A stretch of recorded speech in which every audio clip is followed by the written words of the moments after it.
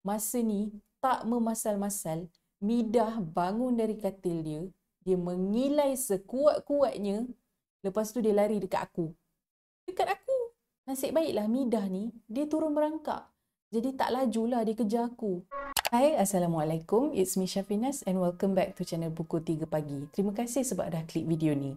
Untuk video kali ni, aku nak ceritakan pengalaman aku sendiri masa aku duduk dekat hostel dulu.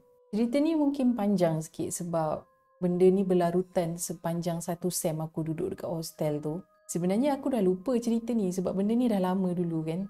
Tapi baru-baru ni aku buka balik entry blog aku yang lama. Lepas tu aku jumpa yang aku tulis pasal cerita ni. So aku decide nak share dengan subscribers aku. Tapi aku akan ubah nama kawan-kawan aku yang terlibat. Kejadian ni berlaku dekat salah seorang kawan aku yang duduk satu dom tu. Dia terkena buatan orang. Dia kena santau.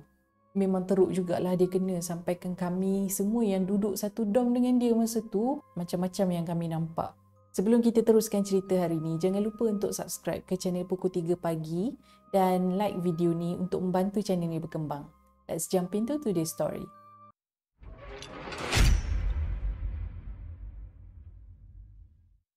Cerita ni berlaku masa aku belajar dekat Unicel dulu.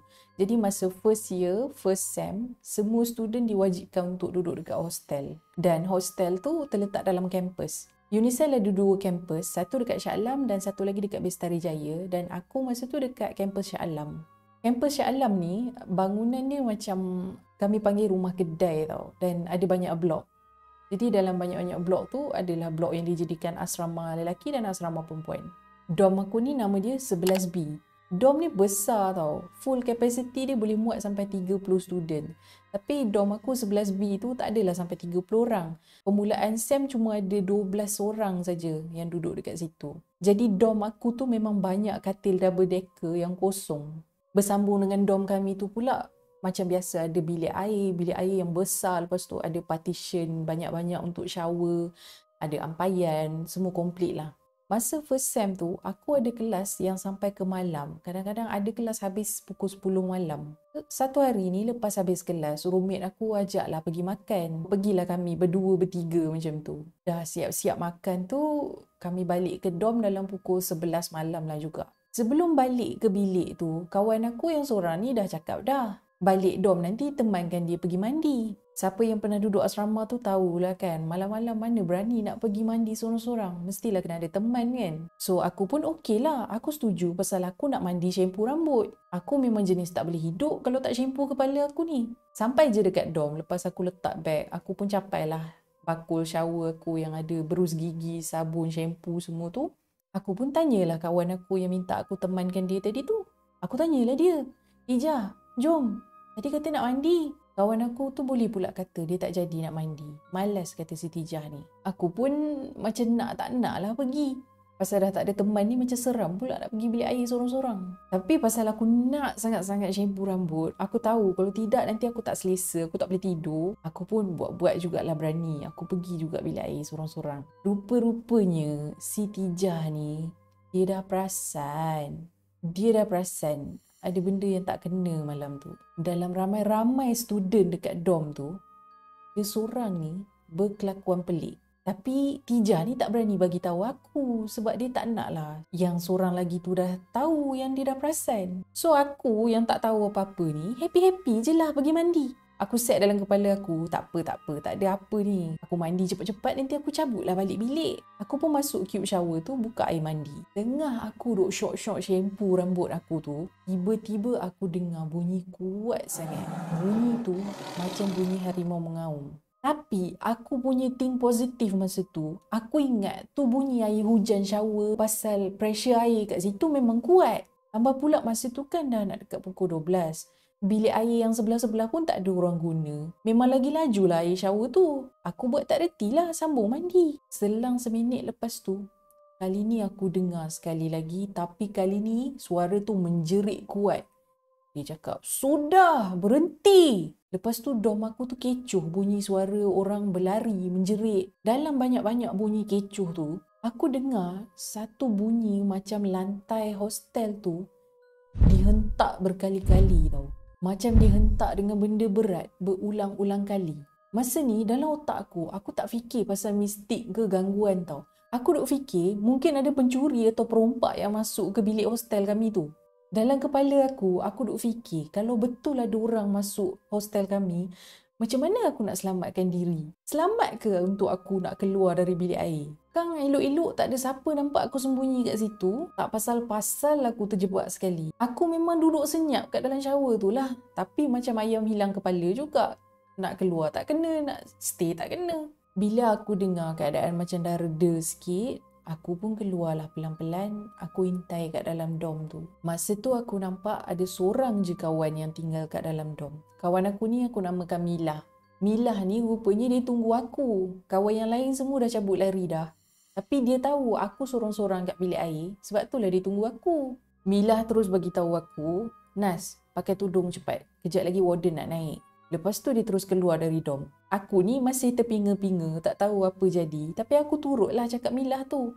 Nak tanya apa-apa pun kemudian-kemudian lah. So aku pun cepat-cepatlah pakai baju tudung bagi lengkap. Tapi tak sempat aku nak keluar bilik ikut si Milah tadi. Kawan-kawan aku yang cabut lari tadi semua dah mula balik bilik. Masa ni aku tanyalah kawan aku yang share satu katil double decker dengan aku tu, "Apa jadi tadi?" Kawan aku pun bagi tahulah yang salah seorang dari kawan sebilik kami tu, aku namakan dia Midah, macam kena rasuk. Yang aku dengar suara menjerit mengaum tu, rupanya suara Midah. Bunyi hentakan yang aku dengar tu, sebenarnya bunyi tapak kaki Midah. Midah ni aku nak bagi tahu, orangnya kecil je tau. Tapi bunyi tapak kaki dia tu, boleh bergetar lantai masa tu. Orang boleh bayang tak kuat dia macam mana? Macam bunyi tapak kaki gajah. Midah tak dibawa balik ke dom terus. Ikut cerita kawan aku, lepas Midah menjerit tu, dia berlari keluar dom, dia turun ke tingkap bawah, lepas tu dia lari pergi dekat kafe dan dekat kafe tu dia jatuh pengsan. Warden pun datanglah dan bawa Midah ke surau kat dalam kampus. Lepas tu datanglah beberapa orang ustaz untuk tolong pulihkan dia. Lepas dia dah okey sikit, Midah pun dibawa balik ke bilik, ke katil dia. Masa tu Midah masih lagi tak sedarkan diri, jadi kami pun biarlah dia tidur dekat tempat dia. Ini baru permulaan. Ada gangguan yang jadi kat Midah. Lepas roommate aku semua tadi yang dah lari, semua dah balik ke bilik, malam tu apa lagi? Kami memang tak berani tidur. Kalau diikutkan, lepas pukul 12 selalunya lampu dom dah padam. Tapi malam tu takut punya pasal, terang menderanglah dom kami. Kami hampar 3 gulung dekat tengah dom. Lepas tu duduklah semua kami kat situ macam anak ayam sejuk. Kami pasang surah Yasin kat laptop masa tu. Kami duduk bersembang-sembang macam biasa. Dan tak ada siapa pun berani cakap pasal apa yang baru jadi tadi.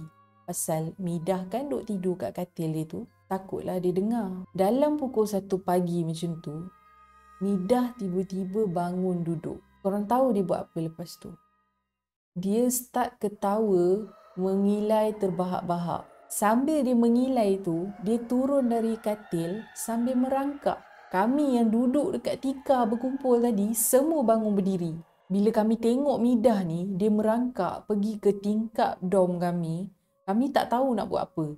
Midah merangkak sampai ke tingkap, lepas tu dia bangun berdiri dan dia cuba nak panjat tingkap tu macam dia nak terjun keluar. Masa ni Midah dah campur-campur sambil ketawa sambil menangis. Dom aku tu taklah tinggi sangat, tingkat 2 je. Tapi kalau dia jatuh tu mau patah juga. Tapi kami nak pegang dia, nak stop dia dari terjun tu pun kami tak berani juga. Sebab kami takut benda tu macam berjangkit, macam histeria kan. Milah seorang je lah yang berani sikit. Masa tu dia cakap dekat kami, "Tu Midah tu, kawan kita. Takkan kita nak biar dia terjun?" Dalam kami tak tahu nak buat apa tu, nasib baiklah Midah ni dia tak jadi terjun. Tiba-tiba dia jatuh pengsan kat situ. Sekali lagi lah kami panggil warden dan sekali lagi Midah dibawa keluar. Tapi kali ni dia dibawa ke dom lain yang ada akak-akak fellow untuk jaga dia.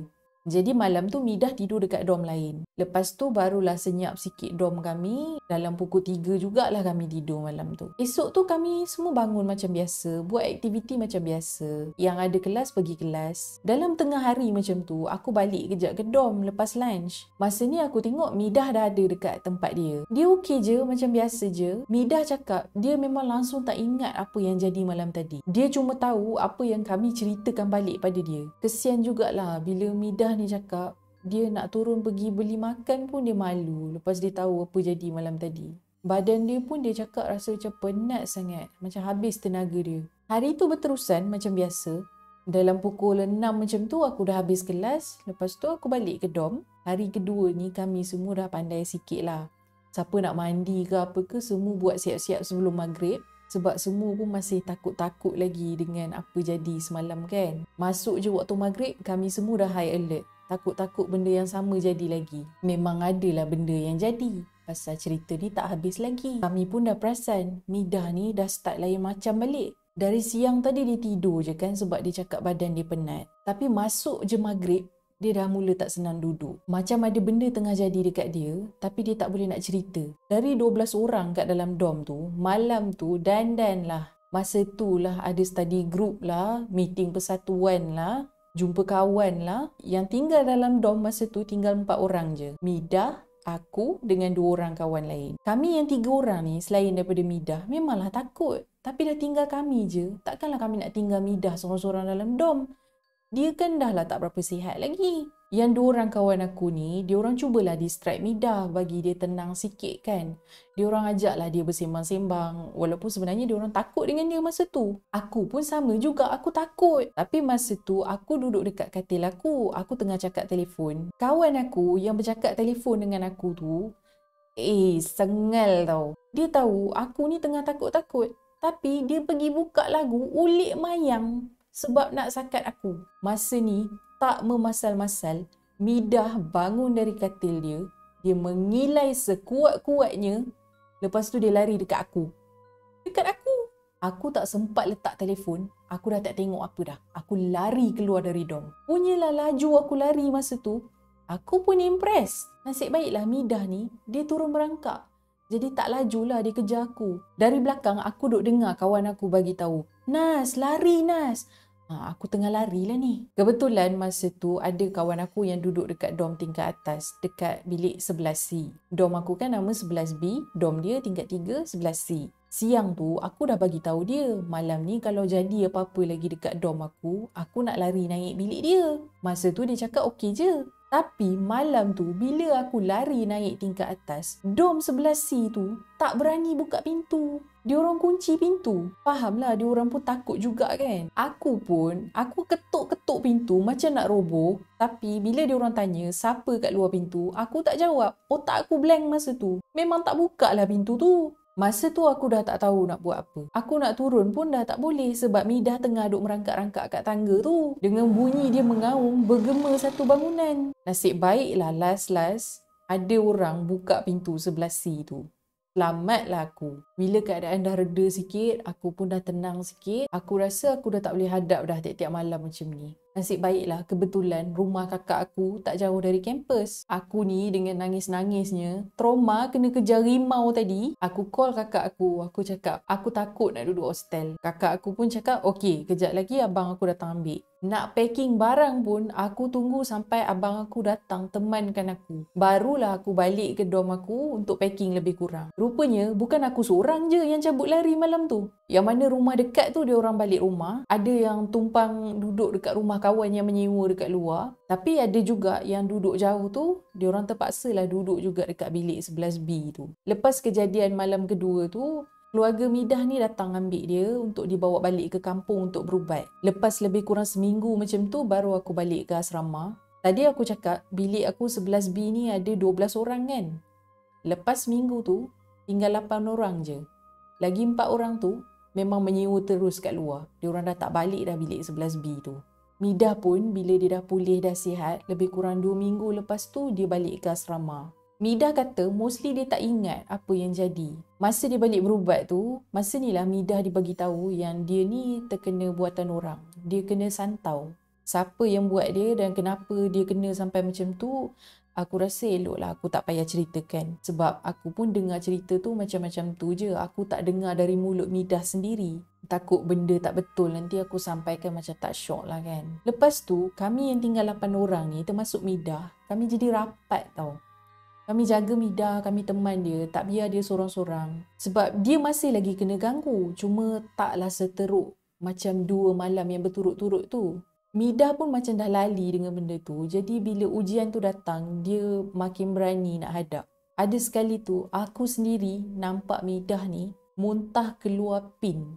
Safety pin yang macam mak-mak guna dekat napkin baby tu. Dan pin tu bersilang. Nanti aku cuba insert gambar untuk tunjuk macam mana keadaan pin yang dia muntahkan keluar dari mulut dia tu. Aku dengan kawan aku yang seorang lagi kutip balik semua pin tu dari dalam sinki. Cuci-cuci, lepas tu aku sendiri yang simpan pin tu. Ada 7 biji semua pin tu. Aku lipat pin tu dalam tisu, aku simpan dalam locker. Niatnya pin tu nanti nak diserahkan kat ustaz sebab kami tak naklah simpan benda-benda tu dalam dom kami. Tahu kan benda tu dihantar orang kan. Bila aku keluarkan balik lipatan tisu tu dari dalam locker, aku buka, pin tu semua hilang. Satu pun tak ada. Masa hujung sem, dah masuk study week, ada sekali ni, aku tinggal berdua je dengan Midah dekat dalam dom. Waktu tu lagi 5 ke 10 minit nak masuk waktu maghrib.